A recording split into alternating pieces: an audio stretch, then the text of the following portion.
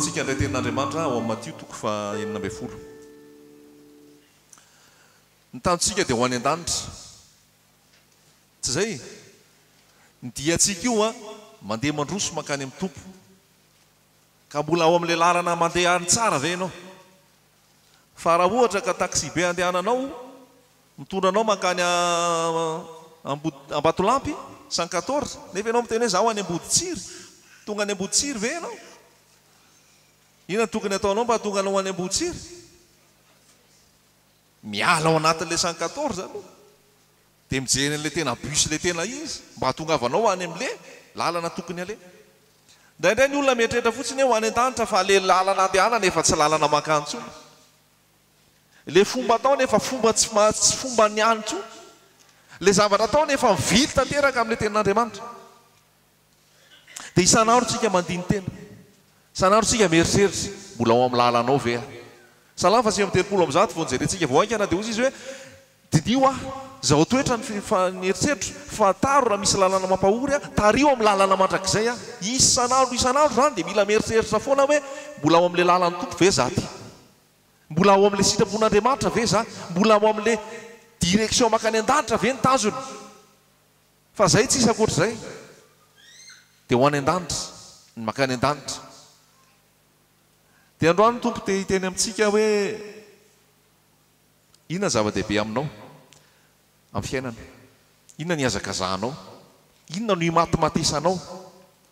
Inona no tena hoe antom-pisianao?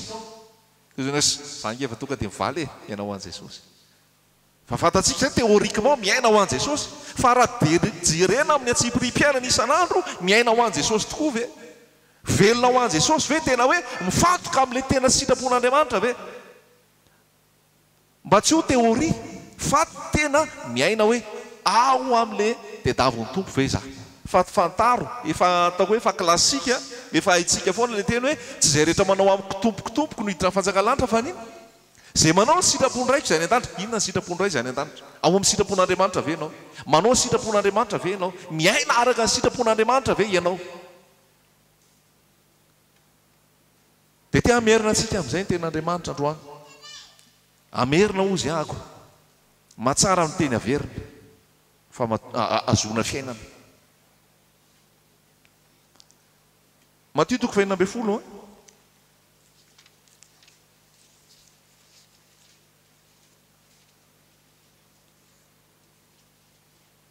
Andininy 20.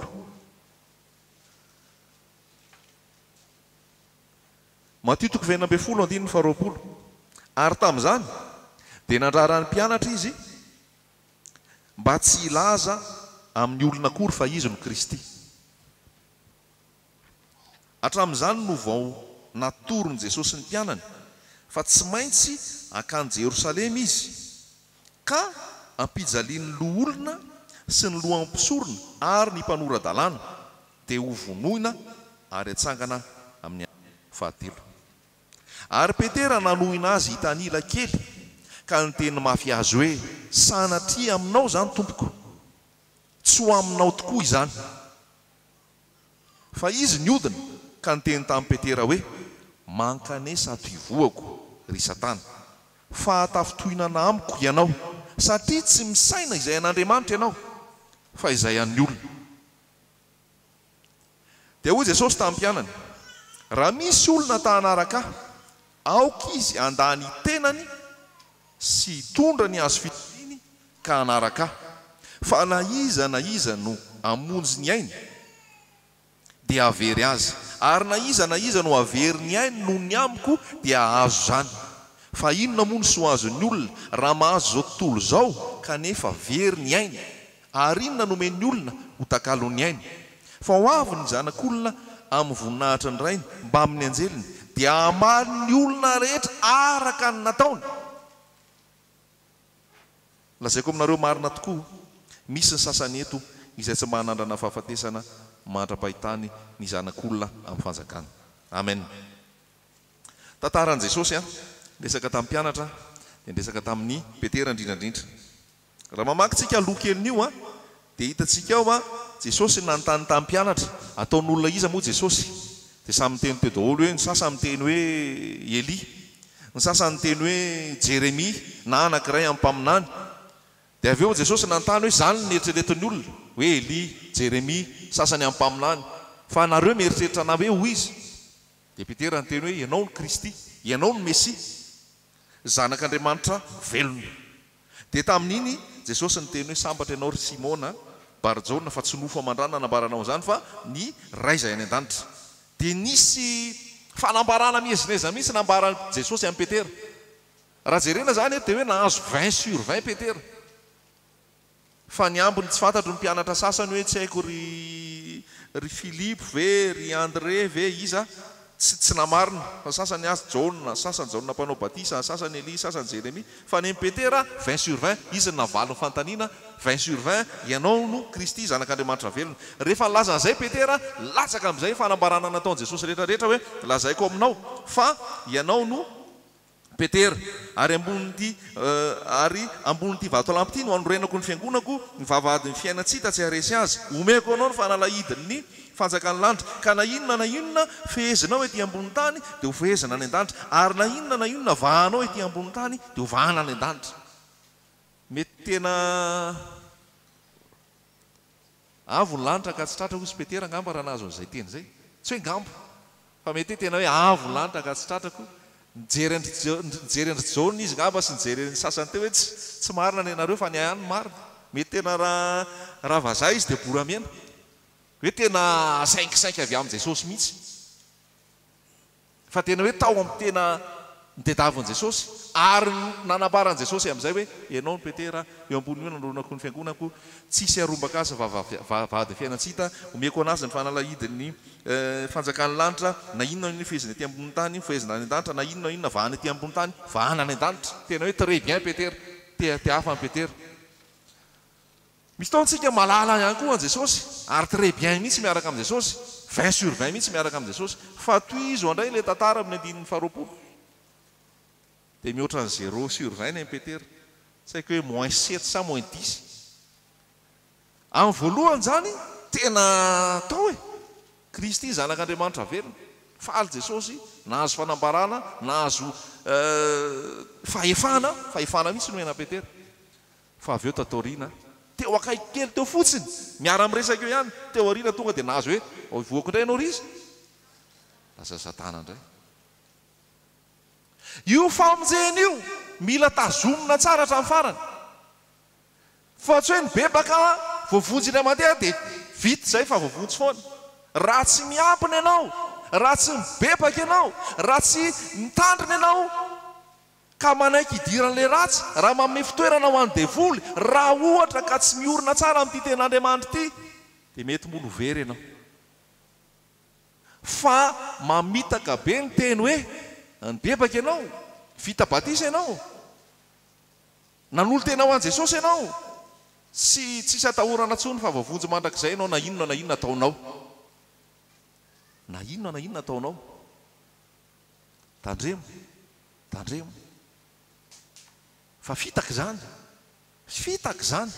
Raha mamaky ianao amin'ny Apokalipsy dia misy foana ao lazain'i Jesosy hoe jereo hoe taiza ianao ny anjera, dia miverenao amin'ilay toerana ny anjeranao iny. Fa raha tsy miverina ianao ho avy aminao ahako, amindra fanaovan-jironao hiala aminy. Raha tsy mibebaka ianao dia ho avy aminao ahako. Hoy Jesosy hoe satria matimaty ianao dia alohan'ny vavako. Mazava be ke zany e. Dikan'izay zany mety misy mafana teo aloha, misy mangotraka, misy mirehatra mihitsy, fa nandeha teny ny fotoana, nandeha teny ny volana, tonga ny fitsapana, tonga ny fakapana, tonga ny fizahan-toetra, naharitra ela mpapakatra, natory daholo ny virjiny 5, 10. Dia ilay hafanana teo nenidina dia hozy ny tompo tsy henoko tsony zany hafanana zany, tsy henoko tsony le mamay be taloha, aiza le mamay be taloha, aiza le mafana be taloha, ohatra ny tsy mahenontsony ahako. Dia izay no mahatonga ny ten'Andriamanitra milaza ihany koa hoe miverena ny fitiavana voalohany. Misy fotoana zany tsika tafasaraka amin'ny tompo, amin'ny fomba fiainantsika, amin'ny toe-pontsika, amin'ny fitondrantenantsika, amin'ny fomba fisainantsika, amin'ny fiainantsika isan'andro lasa manalavitra ny tompo. dia ozy ny tompo hoe miverena ny fitiavana voalohany every ny lalanareo taiza ianao ny anjery aleo mangatsika na ho mafany ianao fa satria matimaty ianao dia alon'ny vavako zany hoe ity miaraka amin'i Jesosy ity mila endurance samy hafa ny fiazakazahana raha 100 metra samy hafa fomba fiazakazahana raha iazakazaka 100 metra sy iazakazaka 1000 metra samy hafa ny fomba fanaovana an'io raha ohatra io 100 metra mamokovoko be ohatry ny reny iny reny fa raha 1000 metra io raha mihoatra an'izay maka milamina tsara fa hatramin'ny farany halleloja fa nena sasa mamokovoko any am-poalohany tsy hitantsony avy eo lasa iza dahoany nanao iny fa nanino very fa 100 metra le miaraka amin'i Jesosy le miaraka amin'i Jesosy mety marathon ana 42 kilometra kaiza ianao halleloja mila faharetana aloha miaraka amin'i Jesosy ary zay le izy teo hoe alon'ny vavaka ianao raha matimaty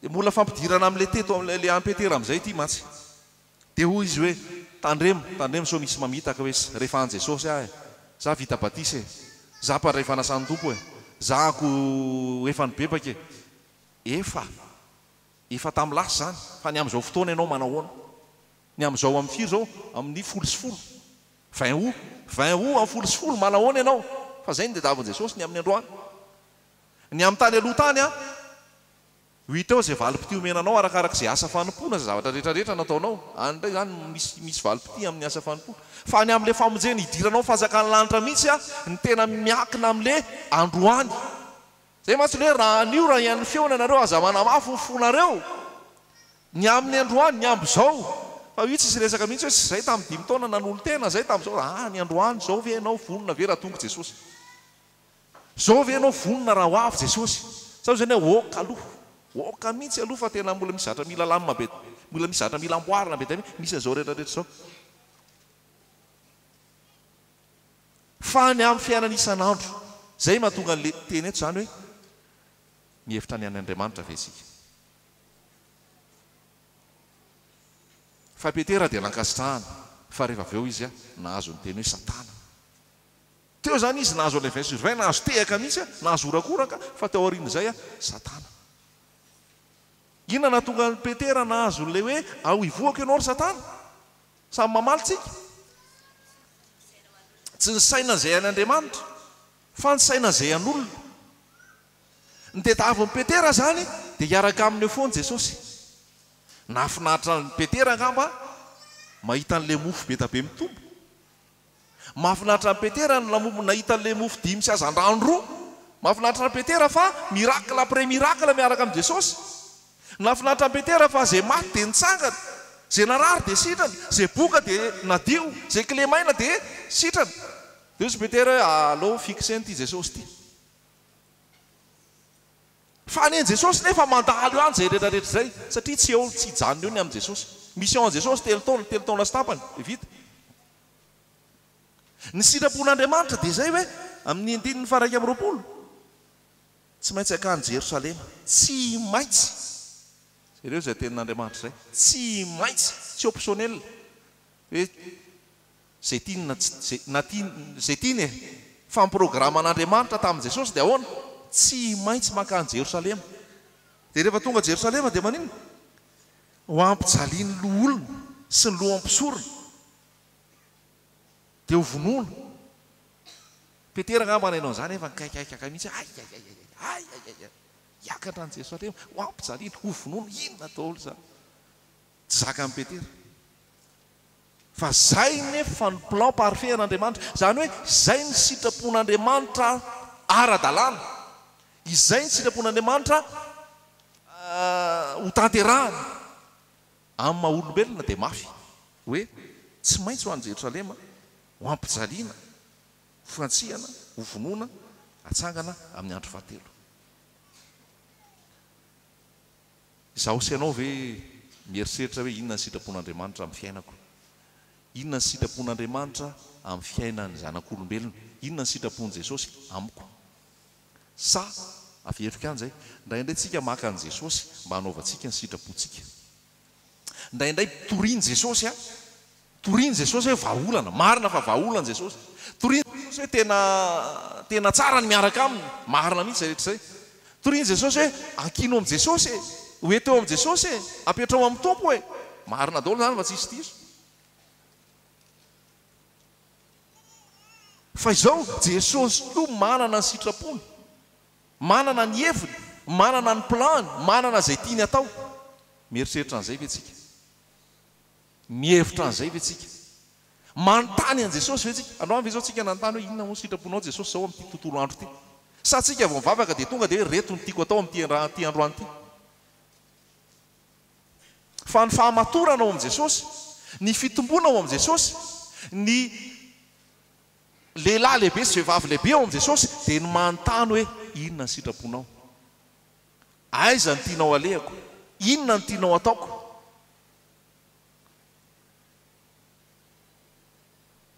Fa mamaly anao Jesosy. Mamaly anao Jesosy rehefa mangetaheta, rehefa mihaino azy ianao. Mampalahelo fa ny fitoriana amin'izao fotoana, ny filazantsara izay toriana amin'izao fotoana, dia tonga amin'ilay tenin'ny Timoty hoe ny vily ny ala tamin'ny finoana, ny se détourné, ny odina zany a, ny ala tamin'ilay finoana le araka ny tenin'Andriamanitra. Be da be nge ny mino e. Ianao raha teny hoe mino an' Jesosy ve ianao mino daholo. Ianao raha teny hoe kristianina daholo. Mivavaka daholo. Dia Jakoba miteny hoe ny devoly koa mba mino. Ny devoly koa ary mino. Fa le fiainana isan'andro sy le toe-po sy le toe-piainana ve a mitady an'ilay sitrapon'Andriamanitra. Fa amin'ny maha-olombelona mitady vahaolana. Zay. Amin'ny maha-olombelona mitady zay ilaminana. Dia izay ny anatonana ny Tompo. Tsy maninona Jesosy ary ny teny hoe mankanesa anareo rehetra miasa tsy mavesatra entana, izao hanome anareo fitsarana. Tsara zay. Raha ny tena izy mantsy zany dia izao e. Ny fahitako azy a, le fiarahana amin'ny Tompo a, ny akamaroan'ny olona tonga ao amin'ny Tompo dia olona navesatra entana. Zay. Olona mitady vahaolana. Marina mihitsy e. Zay le izy, olona mitady vahaolana. Dia tena vahaolana tokoa Jesosy. Zany hoe rehefa miditra ao amin'i Jesosy ianao, vao nateraka indray, vao mandray an'ny Tompo a, dia eo ilay miantahanta kely. Dia meny Tompo an'ity, meny Tompo an'zary, meny Tompo an'izao.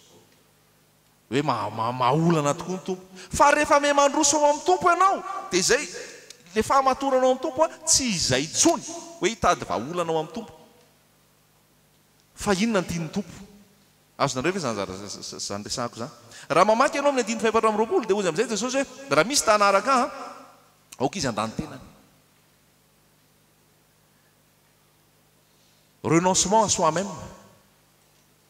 Mafy be nge zany e. Ka ilay manaraka an' Jesosy io zany a, tsy izay tiako. Raha tsorina zany hoe dia izao hoe tsy izay tianao no atao raha hiaraka amin'i Jesosy ianao. Tsy izay mahafinaritra anao no atao raha hiaraka amin'i Jesosy ianao.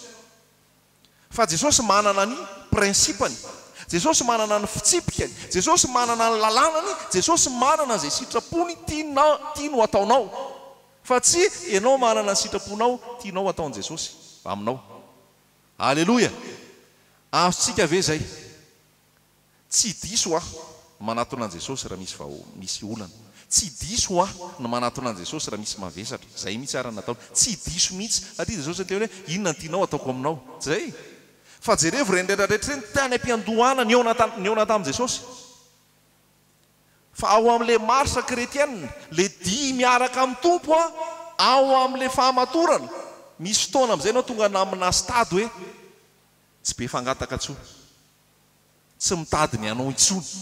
Fa napetraka Jesosy tamin'ny Petera misy teto hoe raha misy te hanaraka aoka izy andany tenany, hitondra ny azo fijaliana isan'andro. Andany tenany hitondra ny azo fijaliana isan'andro anaraka. Fa na iza ny tamonjy ny ainy dia avery azy, na iza no avery ny ainy no ny amiko dia ahazo izany. Inona ny tian'izany lazay? Raha tsy milatsaka amin'ny tany voambary ka maty dia mitoetra foana izy. Ny mialohan'ny fiainana zany mialohan'ny famokarana, mialohan'ny fahazoana dia misy foana aloha fahafatesana. Misy foana aloha fahafatesana. Miaraka amin'ny Tompo zany aloha maty, dia zay vao mitsangana dia rehefa mitsangana zay vao mandroso amin'ny fiainana. Misy zavatra be tabe tiany Jesosy hoe sorona amin'ny fomba fisainana, amin'ny toe-po, amin'ny fomba fanao, amin'ny zavatra nolovana sy ny zavatra rehetrarehetra ny anay. Misy zavatra be tabe tiany Jesosy ahitsy ary zay mahatonga hoe azo fijaliana. Azo fijaliana zany no instrument amonjena asy ianao. Azo fijaliana zany enoy fotsiny le terme hoe fijaliana. Eritrereto hoe voavoalohany araka amin'i Jesosy ianao nitoriana zany tsy lasa mitsoaka. Fa mino afa efa be da be nandray firazantsara teto mandray ny afatry ny ten'Andriamanitra, fa raha te hanaraka an' Jesosy ianao, raha te olona ankasitrahan'Andriamanitra ianao, tsy optionnel fa tsy maintsy mitondra ny azo fijaliana isan'andro. Tsy maintsy mandany tenanao raha te hanaraka an' Jesosy. Vonona sa tsy vonona? Halleloja. Tsy mora nge zany. Tia nofo ty tsy tia an'izany. Nofo hitately amin'ny manofo azy tsy tia an'izany. Fa io azo fijaliana io no vahaolana. Firy amin'ny mpitory-tena mitory ny resaka azo fijaliana. Firy amin'ny atoko-pivavahana sy fikambanana manambara an'izany hoe hery ny azo fijaliana zany. Fa ny ankamaroany lazaiko anao tsy fitsarana fa maso mijery, sofina miaina, saina mandinika, dia hitanao hoe tsy mihevitra ny an'olombelona, tsy mihevitra ny an'Andriamanitra fa mihevitra ny an'olombelona. Mba hahazoana olona, mba hampiroborobo, mba hahazoana olona be, dia zay afinaritra n'iny olona iny nitoriana. Zay atamana n'iny olona iny eo ambony seza eo nitoriana. Zay afinarinaritra n'iny nitoriana. Tsy ho tenenina n'iny zay mampalahelo azy, tsy ho tenenina n'iny zay mandratra azy, tsy ho tenenina n'iny zay zavatra mety anafotoana azy ka atonga azy tsy ho hita intsony. Satria manao clientélisme, manao marketing ara-pivavahana, ny azona olona, ny ambadik'izay dia ny azona ino? Ny ambadik'izay dia ny azona vola. Ny vily tamin'ilay filazantsara tena izy, ny vily tamin'ilay fampianaran' Jesosy Kristy, ny amin'ny hoe fahamasinana, ny hery ny azo fijaliana, ny fibebahana, ny tahotra an'Andriamanitra, ny fiverenan'i Jesosy, firisatony fiangonana, zay miforona, zay manambara ny ten'Andriamanitra, manambara zany hoe fahamasinana zany, manambara zany hoe fibebahana zany, manambara zany hoe hery ny azo fijaliana zany, manambara zany hoe fiverenan'i Jesosy sy ny tahotra an'Andriamanitra zany.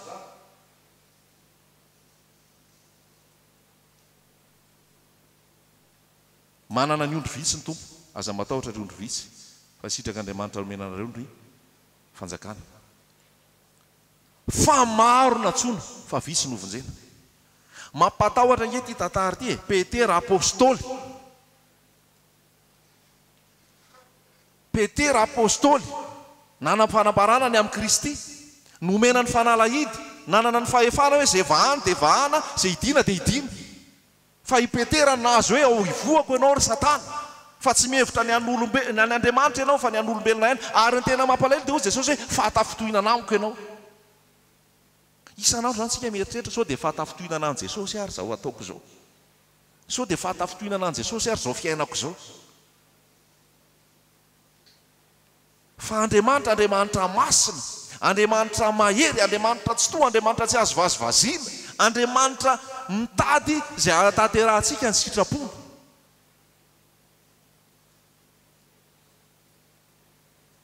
Dia efa hitantsika eo ny sitrapony mandany tena. Jesosy rehefa na Jesosy ary amin'ny maha-olombelona azy, amin'ny maha-olombelona azy Jesosy dia nitaraina mihitsy hoe alao hijanona ity mission ty. Rehefa tao Getsemane Jesosy, hitanao fa ny atsembohany lasa tahaka ny raha. Navesatra taminy le hitondra n'le fahotana, navesatra taminy le hovonoana, navesatra taminy le hofatsihana, navesatra taminy zany amin'ny maha-olombelona azy. Dia hoy izy hoe raha eo, raha sitraka ao, esory amiko ty kapoka ty. Ino kapoka tiana teneny io? Esory amiko zao ory zao. Inona ny tianao atao? Raha tiany Jesosy zany dia zao, alao zaho hiala, alao zaho hody, alao zaho hiaraka any amin'ny dada sy mama any andrafitra. Dia anao ny asa mahazatra eo fa alao tsy tanterahany ty mission ty. Navesatra tamin'izay. Dia hoy Jesosy hoe esory amiko ty kapoka ty.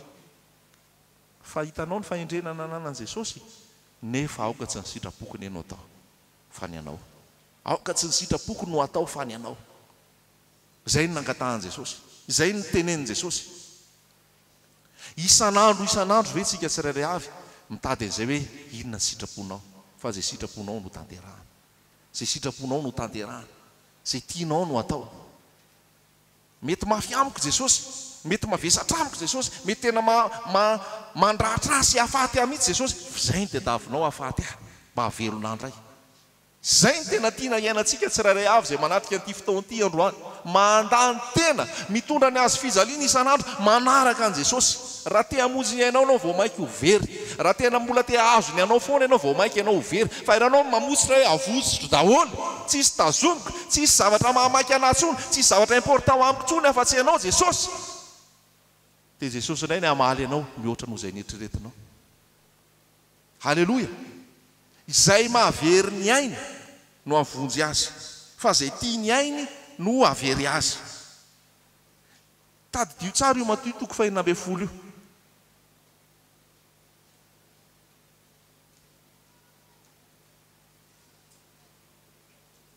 Inona ny zavatra sarobidy amintsika? Mampalahelo ny fiainan'olombelona amin'izao fa na kristianina ary na kristianina ary lazaiko laza fa mpivavaka na teraka indray dia be da be mbola tia vola, be da be mbola tia materiel, be da be mbola ao anatin'ity fisainana zavatra ny tany, fa tiany Jesosy ahitsana daholo reny.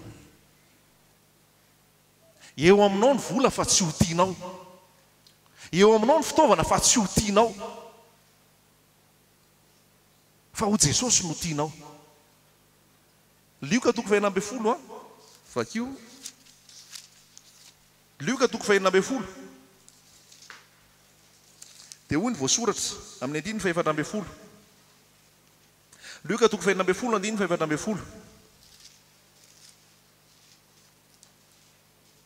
Ary ny fariseo izay fatrapiti vola, fariseo fatrapiti vola, mbola be da be koa fariseo vola amin'izao. Raha nandre izany rehetra izany dia naneso an' Jesosy. Ary hoy Jesosy taminy, ianareo, Lioka toko 210:410. Ary ny fariseo izay fatrapiti vola, raha nandre izany rehetra izany dia naneso an' Jesosy. Ary hoy Jesosy taminy, ianareo dia mpanamary tena eo anatrehan'ny olona, nefa Andriamanitra mahalala ny fonareo. Fa zay zavatra iverin'ny olona ho ambony dia ino? Fahavetavetana eo anatrehan'Andriamanitra. Zay zavatra iverin'ny olona ho ambony dia fahavetavetana eo mason'Andriamanitra. Avy aiza ny ady amin'izao fotoana, avy aiza ny famonon'olona amin'izao fotoana, avy aiza ny alatra, avy aiza ny fanambakana amin'izao fotoana. Mo tsy noho ny fitiavana vola ve? Tsy noho ny fitiavana arena ve? Tsy noho ny fitiavana materiel ve? Tsy noho ny fitiavana fahefana ve no mahatonga zany rehetra zany? Tsy misainana n'Andriamanitra fa misainana ny an'olombelona. Zay rehetrarehetra eritreretin'ny olona fa ambony dia fahavetavetana eo anatrehan'Andriamanitra. Zany hoe tsika zany dia mila misajuste, zany hoe mandeha milahatra alaharintsika araka ilay tenin'Andriamanitra. Inona ny zavatra ambony aminao? Inona ny zavatra ambony amin'i Jesosy? Inona ny zavatra mahafinaritra anao? Inona ny zavatra mahafinaritra an'i Jesosy? Inona ny zavatra prioritaire amin'i Jesosy? Inona ny zavatra prioritaire aminao? Fa zay le lasa mifanindran-dalana ao amin'i Jesosy. Mila amboarina, mila hitsy, mila arena, mila arafitra araka ny tenin'Andriamanitra tsika. Ahorona tsara, ahorona tsara. Fa be da be no mivadika amin'ny finoana, be da be mihodina amin'ny finoana, be da be ny tsy tian'izany hoe fibebahana zany, be da be ny tsy tia tenenina an'izany hoe miala amin'ny fahotana zany, be da be ny tsy tia tenenina amin'izany hoe fahamasinana zany. Satria izy miaina ao anatin'ny tsy fahamasinana, satria izy miaina ao anatin'ny alatra, satria izy miaina ao anatin'ny fanambakana, satria izy miaina ao anatin'ny tsy fibebahana. Dia raha toriana ao aminy zany tsy faly izy, mandositra izy, mitsoaka izy. Dia hoy ny voasoratra ao amin'ny Timote hoe be da be ny mangididy sofina tsy hazaka ny teny tsisy kilema. Amin'ny teny fransay dia misofrira izy maheno an'ilay teny tsisy kilema. Mavesatra be amin'ny mijaly be izy mihaino hoe fibebahana, mijaly be izy maheno hoe fahamasinana, mijaly be izy maheno hoe tahotra an'Andriamanitra sy ny resaka hoe fandavana ny tena. Dia rehefa mijaly be izy tsy te hiaino an'izany intsony, dia lasa izy mamorona ozy izy mpampianatra ho azy. Dia amin'ny teny frantsay hoe une foule de docteur. Foule zany ohatrany ahoana zany foule zany? Vahoaka be zany. Zany hoe reto Madagasikara ianao mbola vitsy ireo mpitory-teny ireo. Mbola hitombo reo. Le mpitory-teny sandoka ny tiako tenenina. Le mpaminany sandoka ny tiako tenenina. Le mpampianatra sandoka ny tiako tenenina. Satria folona ozy izy. Zany hoe maro be no avy. Dia inona ny tianareo toriana? Dia manao marketing. Misy mantsy zany any États-Unis any, tsy haiko hoe Madagasikara fa misy an'izay, manao marketing rehefa anao fivavahana. Anokatra atokom-pivavahana zay, inona mahafinaritra anareo ho atao amin'ny atokom-pivavahana io. Dia atonona ny olona ny an-dalana. Dia miteny hoe allo zay miditra ao manao mini-jupe any. Hay mini-jupe no tianareo. Allo ara faraisina zay. Inona mahafinaritra anareo? Allo mba isan'le roka métal reny. Hay dia atao roka métal zany. Dia inona mahafinaritra anareo hitao? Aza amin'ny resaka fibebahana zany. Teneno ny hoe azo vola sy azo reny zay. Ao ara fa atao an'izay. Dia arafitra arak'le sitrapon'le olona le fitaom-pivavahana. Le atoko-pivavahana zany arafitra arak'le sitrapon'le olona. Dia manino? Lasa feno le stady. Lasa feno le trano. Dia io zany gaga ianao ay to fen'olona be. Satria efa nasiana compromis, efa nasiana condition hoe raha hitory ao nareo a. Dia aza miteniteny an'ity famasina an'ity. Aza miteniteny amin'ny resaka concubinage, aza miteniteny amin'ny resaka divorce ireo mariage, aza miteniteny amin'ny resaka hoe aza tia vola. Dia rehefa malaika an'izay nareo avy zay. Dia jereva amin'izay reny stade feno reny. Jereva amin'izay reny terrain feno be reny. Ny akamarony. Dia noho ny zavatra lazainao. Maheno fibebahanao ve ianao? Maheno ny herin'ny resaka hazo fijaliana ve ianao? Maheno resaka fahamasinana ve ianao? Maheno resaka tahotra an'Andriamanitra ve ianao? Maheno publicité an' Jesosy ve ianao? Maheno an'izany hoe fiverenan'i Jesosy zany ve ianao? Tsia. Ny akamarony izy misy ihany ny raisin'ny tompo tena ampiasain'ny tompo manambara ny famarina. Fa ny akamaroa dia izay hoe izay afinaritra ny sofina. Azonareo? Satria nangididy sofina, dia rehefa mangididy sofina, tsy hitehanao zany filazantsara tsisy kilemy zany, dia mamorona zavatra tsy izy be tabe. Mba tsy ho ianao anie zany. Fa ianao anaiky an'ilay filazantsara tsisy kilemy. Ianao anaiky an'ilay teny tsisy kilemy, ho famonjena anao sy ho famonjena ny hafa. Fa ny tanjontsika dia ho any an-danitra.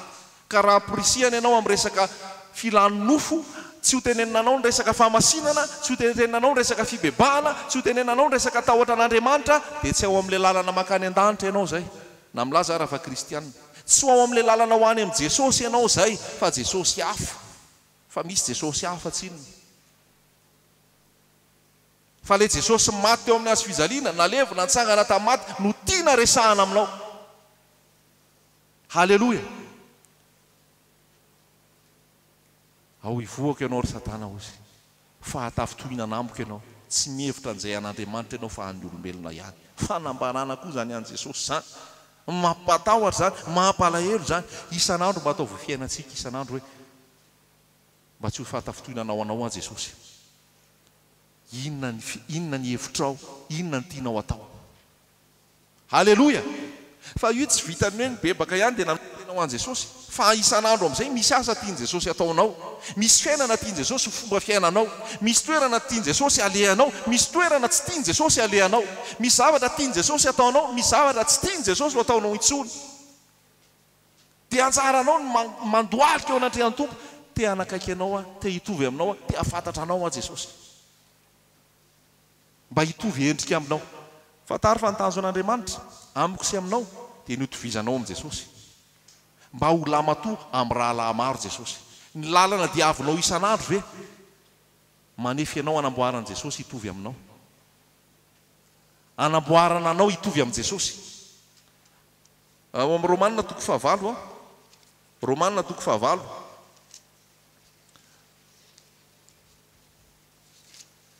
Romanina toko 9, andininy fa 7:20. Romanina toko 9, andininy fa 7:20. Ary fantatsika fa ny zavatra rehetra dia miara-miasa ahasoa izay tia an'Andriamanitra, dia izay vao aso araka ny fikasany rahateo. Satria izay fantany rahateo no notendreniko hitovy endrika amin'ny zanany. Izay fantany rahateo no notendreniko hitovy inona? Hitovy endrika amin'izy, hitovy endrika amin'ny zanany, dia i Jesosy zany. Izao sy anao zany dia nitendreny hitovy endrika amin'ny Jesosy. Ny instrument ampiasaina mba hitovizanao endrika amin'ny Jesosy dia ny hazo fijaliana. ny instrument ampiasaina mba hitovizanao endrika amin'i Jesosy dia ny fandavana ny tena mitondra ny azy fizaliana isan'andro manaraka an'i Jesosy. Mba ho lamatoa amin'ny rahalahy maro izy. Zay ny sitrapon'Andriamanitra. Tadio zay. Sitrapon'Andriamanitra hitovizanao amin'i Jesosy. Dia ahoana efa memanakaiky ve? Sa mbola lavitra be. Tompo mahita. Fa zay ny tadiavina hitovy endrika amin'i Jesosy. Ny toetranao, ny toe-ponao, ny toe-tsainao, ny toe-panahinao. Mitaratra hita ve Jesosy eny aminao. Fantatra ve hoe misy Jesosy eny aminao. Fantatra ve miaina araka ny tenin'Andriamanitra ianao. Fa zay ny tanjon'ny tompo amintsika tsirairay avy ho lamatoa amin'ny rahalahy maro Jesosy. Rehefa hita amin'ny mpirahalahy, rehefa hita amin'ny mpiray-tam-po tonga dia hitanao hoe retsy mpianadahy, retsy mpirahalahy, hita amin'ny endriny, hita amin'ny bikany, hita amin'ny misy telo tara eo zao. Tonga dia hita. Dia raha ohatra ve hoe jerena ianao tonga dia hita hoe tena anabavan'i Jesosy ty. Hoe tena Jesosy ty. Na tsy miteny ara fa mitoetra amin'ny fomba fanao sy ny sisa. Fa aloha ny hafa no hiteny fa tsy ianao no miteny. Aminao bola dia misy an'izay. Aloha ny hafa ozy izy niteny tsara mombanao fa tsy ianao no hiteny tsara ny aminao. Fa so sanatria vao ny olona vao hoe ay ve ianao zandrin'i Jesosy ary tsy fantatro mihitsy. Mahampalahelo be raha izany. Ay ve misy zavatra tsy hita zany ao, misy mazava tsy hita zany ao, misy sira tsy eno zany ao. Matoa zay ny olona zay ny olona. Fa raha ny olona no miteny hoe tena efa napozipoziky ihany fa zandrin'i Jesosy ianao ty. Tena efa fantapatatra ihany fa rahalahin'i Jesosy ianao ty. Zay izy efa mitovy endrika amin'i Jesosy ianao zay. Koa ataovy ka atsao ny fanjakan'Andriamanitra dia nitovizanao amin'i Jesosy. Nitovizanao endrika amin'i Jesosy, nitovizanao toetra amin'i Jesosy, nitovizanao fanao amin'i Jesosy. Paul dia samy teny mihitsy hoe ianaro izay zavatra niteneniko taminareo, ianaro izay fomba fanaoko, ianaro izay fitondrantenako. Zany efa lafatra efa tonga amin'ny stady ambonimbony. Ary Paul dia niteny tamin'ny Timoty hoe aoka tsisy olona anao tsinotsinona anao noho ny amin'ny atanoranao fa aoka ianao fianarana ho an'ny mino. Amin'ny fiteny, amin'ny fitondrantena, amin'ny finoana, amin'ny fitiavana, amin'ny fahadiovana. Tanora ny resany an'izany. Aoka ianao fianarana ho an'ny mino. Mba fianarana ve tsika? So dia mampianatra ratsy tsika. So dia manome toetra hafa tsika. So dia manome toetra ratsy tsika. Fa ny fiangonana, izaho sy ianao fiangonana Jesosy Kristy dia fiangonana tokony mi-influencer. Mi-influencer zany hoe mandindona, mampisy fiantraikany amin'ny manodidina anao.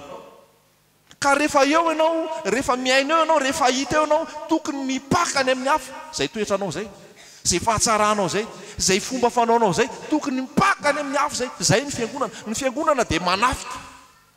Ny fiangonana dia miatake. Ny fiangonana dia manatona. Zay mahatonga hoe tafika masina. Tsy tafika masina mitsangatsangana akory. Manao excursion, manao vakansy, ka hoe tao masina atsaranana sy ny sisa sy ny sisa. Fa tena hoe olona miaina araka sitrapon'Andriamanitra, miaina fibebana, miaina atao an'Andriamanitra, mamindra toetra tsara, mamindra fomba tsara. Raha ohatra ka mbola ely Jesosy ny tonga, rehefa maty ianao mba misy zavatra navelanao hoe tamin'ny ranona mbola teo tena nisy hafanana, tamin'ny ranona mbola teo tena nisy fibebana, tamin'ny ranona mbola teo tena nisy izany tahotra an'Andriamanitra, tamin'ny ranona mbola teo zao mba mipaika amin'ny génération ho avy ny fisinao teto tany. Halleluja. Fa tsy mampitsoaka olona, mahatonga olona tsy hanana fiainana. Halleluja. Zay manatsofina hoety miaino, aoka izy iaino zay lazainy fanahy amin'ny fiangonana. Tsy teoria ny filazantsara antsika. Hoy Paul hoe ny zavatra nitoriko taminareo tsy amin'ny resaka teny fahendrena sy mahataona, fa amin'ny fahefana, amin'ny hery sy ny fahefana. Tokony ho hita eny aminao. Ianao raha fiangonan'i Jesosy, raha fiangonan'i Jesosy Kristy ilay voalaza naorina teo ambony vatolampy, ny vavahadin'ny fiainantsika tsy haresy ianao, tsy harombaka anao, ary ianao no manana fahefana hanidy, manana fahefana hanokatra, tokony ho hita eny aminao zany. Ary ho ainanao isan'andro isan'andro tsy mihevitra ny anao fa mihevitra ny an'Andriamanitra. Halleluja. Vonona ve ianao? Lalan'ny azo fijaliana dia lalan'ny fahafatesana. Lalan'ny azo fijaliana dia lalan'ny fahafoanan'ny tena. Lalan'ny azo fijaliana dia lalan'ny isandratan'i Jesosy. Manao hiritsika hosana amin'ny avo indrindra, misandrata Andriamanitra, hosana amin'ny avo indrindra, tena tianao isandratra tokoa ve Jesosy? raha tianao hisaratra jesosy alao hilatsaka ny teny, raha tianao hisaratra jesosy alao hilatsaka le afatra, raha tianao hisaratra jesosy alao hiasa ny tenin'andriamanitra, alao hiasa ny azo fijaliana, ny herin'ny azo fijaliana. Ina moa tian'le hoe herin'ny azo fijaliana tenenina le manaiky an'le ny herin'ny azo fijaliana zao fahafatesana ny amin'ny fahotana, fahafatesana ny amin'ny nofo, fahafatesana ny amin'izao tontolo zao, ary miaina ao amin'ny sitrapon'andriamanitra. Halleloja. Velona jesosy. Ary raha velona jesosy dia velona koa ianao, velona mitondra fiainana ho an'ny hafa noho ny fanahy masina ao anatinao. Halleloja.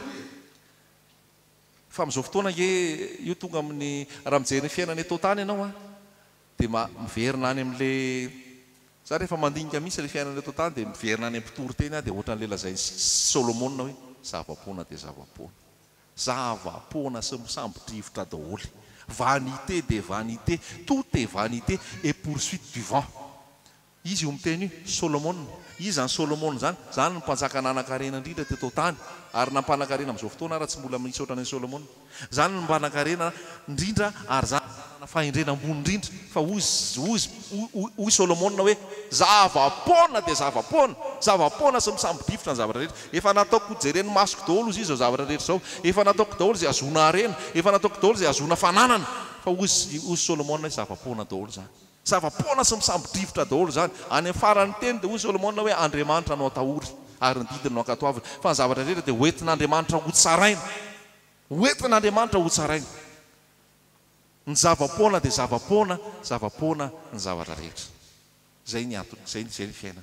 Olona efa nanana traika efa no miteny izany, fa tsy olon'olom-poana, tsy hoe olona tsy nanana, tsy hoe olona tsy tavavoaka, tsy hoe olona tsy afaka, fa olona tena hoe Richard, olona tena nanana zany, tena mpanefoefo hoe zavapoana daholo io. Filazantsara toriana aminao nefa ny atonga anao ho Richard daholo. Richard zany hoe olona mpanan-karena. Richard. Dia zay filazantsara Richard. Ny antsika tsy filazantsara Richard. Ny antsika filazantsara miaina amin'ny fahatsorana isan'andro. Halleloja. Miaina amin'ny finoana, ny oloko marina dia ho velon'ny finoana. Raha miampy izy dia sitraka ny fanahiko. Vakio ny Timoty voalohany, Timoty faharoa, resaka Paoly amin'ny Timoty dia resaka finoana. Ao amin'ny Timoty voalohany efa imbalo ambin'ny folo eo miverina ny teny hoe finoana. Ao amin'ny Timoty faharoa eo amin'ny 5 eo miverina ny teny hoe finoana. Finoana ihany no mahavontsy. Ary ny finoana dia fianteherana amin'i Jesosy. Mampalahelo ny zavatra ataon'olombelona amin'izao fotoana. Vola tena hoe miopapany, tsy hitanao zay lazaina fa mitanatana vava fosiny ianao. Amindranampanao baolina anankiray ho any amin'ny club anankiray 222 millions d'euros. Inona ary zany ataon'olombelona zany? Ny aty Afrika aty mahatra, vola lalovina fotsiny ohatran'izany. Mahatra ny aty, manan-karena ny asa satria mahatra ny aty. Avy aty daholo mampanan-karena andreo. Lasa miditra ekonomia indray fa aleo idiko zay resaka izay. Fa olona ray afindra club 222 millions d'euros. Dia faly dia mirehare mihitsy. Zay zavatra heverin'ny olona ambony dia manino? Fa vetavetana eo mason'Andriamanitra. T-shirt anankiray misy anarana club ampanao baolina ho efa 100 euros. Dia milahatra ny olona, tena milahatra filaharana hividy an'izay t-shirt zay. Hividy kaskety, hividy baolina. Aza mba ohatran'izany tsika. Mety ohatr'izany tsika taloha fa tsy zany tsontsika zao. Fa vetavetana eo mason'Andriamanitra zany.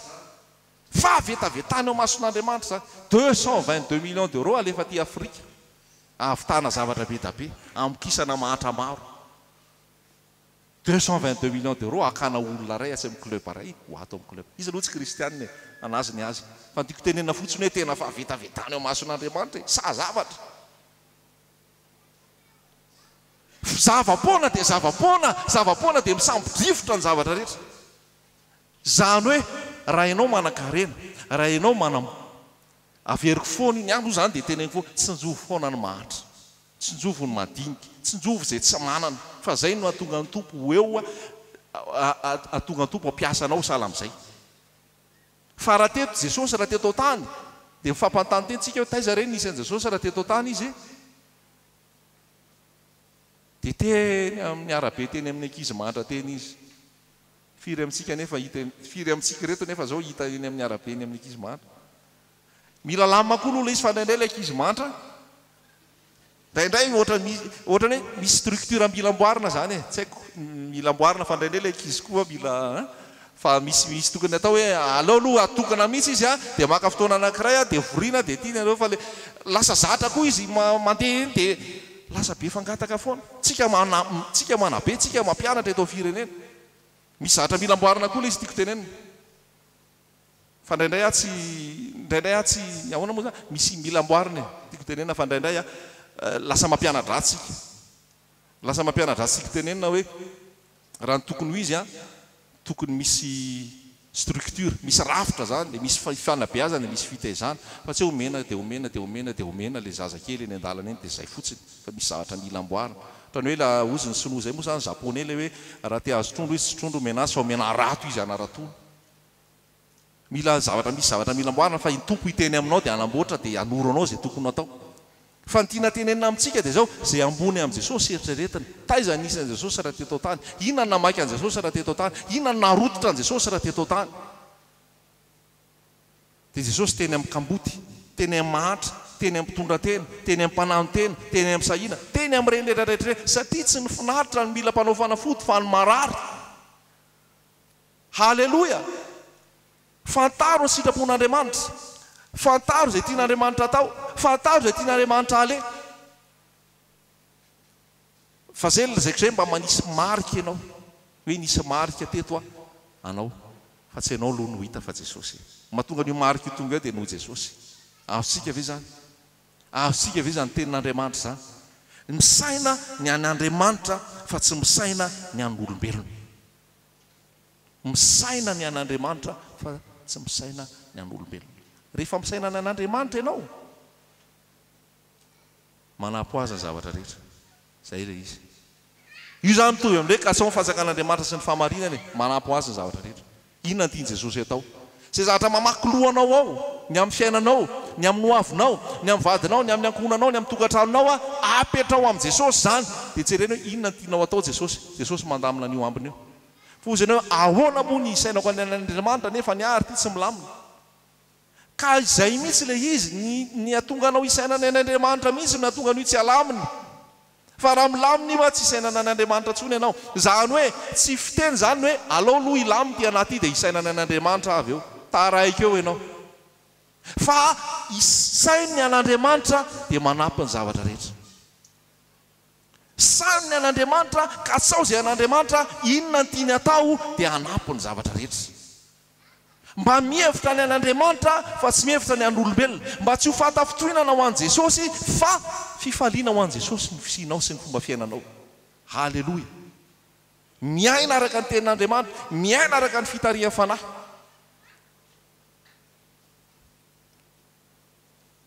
ato amin'ity Tesalonianina misy teny noraisitsika Tesalonianina voalohany toko faefatra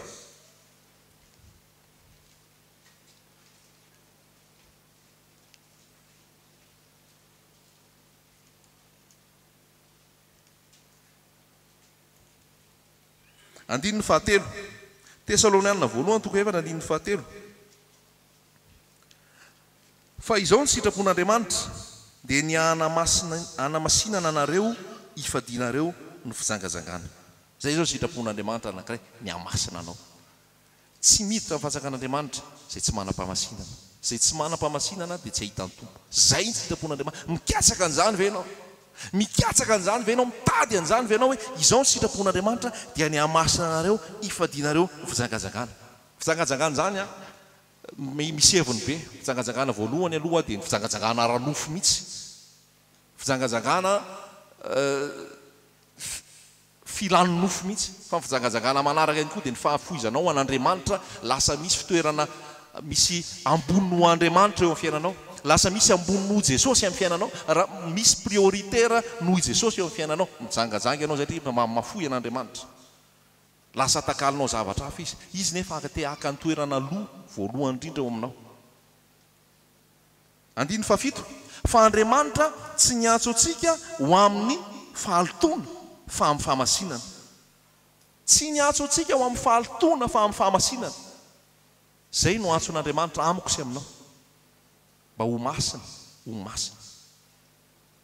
Jaona 7:10 vakio ny sitrapon'i Jesosy ny amintsika. Ny sitrapon'i Jesosy ao dia ozy misy ianao mamaky an'io ianao dia ozy ianao hoe tena zavatra ara-panahy ny resahan'i Jesosy. Satria rehefa fantatra Jesosy fa rehefa ny ara-panahy dia milamina ny ambiny. Azontsika tsy namaky azy tsony le resaka hoe raha mamaky ianao Jaona 7:10 tsy niteny Jesosy hoe raha eo mangataka aminao mba hita asa izy ireo, raha eo mangataka aminao mba azo vady, raha eo mangataka aminao mba hiteraka, raha eo mba mangataka aminao mba hanambola be. Misy vavaka an'izany ve amin'i Jesosy ao amin'ny Jaona 7:10? Misy an'izany ve ao? Tsisy an'izany ao. Mangataka aminao mba hiroborobo daholo reto anefoefo mba holoha amin'ny fahatsiorambony. Zay ve? Mangataka aminao mba fampanadinana daholo reto. Mangataka aminao mba vita trano daholo zay hanao trano. Tsy namaky an' Jesosy zany raha lasaina bava. Namaky an' Jesosy dia hoy izy hoe raha eo tiako ireo mba any amin'izay hitoerako ny hitoerany. Halleloja. Zany ny important amin'Andriamanitra fa le rehetrarehetra teo manaraka ho azy. Raha eo manamasina azy amin'ny fahamarinana, ny teninao ny fahamarinana, fahamasinana angatahan' Jesosy mba ho masina daholo reto olona rehetrareto, mba ho any aminao daholo ny isy azy, mba hifankaty izy tahaka ny mahiray antsika, mba ho iray koa izy. Zany ny vavaka natao Jesosy, zany no ilain'ny fiangonana amin'izao fotoana, ary zany ny teny mila toriana. Ho anao izay manaraka an'izao teny izao ka mitory filazantsara na mizara tenin'Andriamanitra dia fantaro fa ny mamaky an' Jesosy ny mahiray an'ny mpino, ny mifankaty amin'ny mpino, ny fahamasinana ary no hitongavany tsirairay avy any an-danitra fa tsy ny zavatra ny tany. Halleloja. Azontsika ve zany tenin'Andriamanitra zany? Jaona 7:10 ny grand maître no manao vavaka eto, Jesosy Kristy le grand maître. Dia hitanao ny vavaka ny grand maître fa tsy zavatra ny tany fa zavatra ara-panahy daholo. Dia hoy ianao spirituel loatra izy zany, spirituel be kosa izy zany. Fa za milaza aminao fa rehefa mandeha ny spirituel mandeha ho azy le fiainanao eto tany. Halleloja. Dikan'izay tsy maiky tsika amin'izay fitoriana izay zavatra ny tany, tsy maiky tsika amin'izay zavatra mandeha ho azy io rehefa manana an' Jesosy ianao ary rehefa ara-panahy ianao. L'homme spirituel, olona ara-panahy, mihevitra ny an'ny tompo. Ary mino fa maromaro amin'aran'i Jesosy ny afaka hijoro vavolombelona amin'izany hoe miaina araka ny fanahy, mihevitra ny ara-panahy dia mandeha ho azy ny ambiny. Ary mino koa fa be dia be ny hijoro vavolombelona, tsy tafavoaka misy ity fa ndresaka rano foana fa aleo eritreritra ny ara-panahy amin'izay. Halleloja. Enoy ny tenin'Andriamanitra, raha eo izay zavatra petraky ny tompo amintsika fa zay mba tsy ho tahaka ny Petera teo amin'ilay 9:10 ka ahafatafitohinanao an'ny tompo. Isainany an'olombelona fa tsy isainany an'Andriamanitra, fa mba isainany an'Andriamanitra, hieritreritra ny an'Andriamanitra, andinika ny amin'Andriamanitra. Zao napetraka Jesosy ianao eto tany dia zao ny afatra napetraka ny tompo, mandehana dia ataovy mpianatra ny firenena rehetra. Zao ny afatra napetraka ny tompo, mitoriany filazantsara amin'ny olombelona rehetra. Mba mikatsaka an'izany ve ianao, mba mieritreritra an'izany ve ianao hoe ahoana ny hitoriky filazantsara ary, ahoana ny hatrarako ny ary amin'ny faritra ary, ahoana ny hiparitahany ritso ary, ahoana ny handehanany ry ary. Mieritreritra an'izany ve tsika? Sa tsy mieritreritra an'izany tsika? Fa anjaranao io, anjarantsika tsirairay avy io, manaparitaka ny filazantsara amin'ny fomba rehetra, amin'ny toerana rehetra, ary ianao nomeny tompo saina, nomeny tompo fitaovana, nomeny tompo fotoana, hieritreretana hoe inona no ataoko anaparitana ny fanjakana lanitra, inona no ataoko hizarana an' Jesosy, inona no ataoko mba hahatonga mpianatra ny firenena rehetra, inona no ataoko mba hitoriana ny filazantsara manerana zao tontolo zao.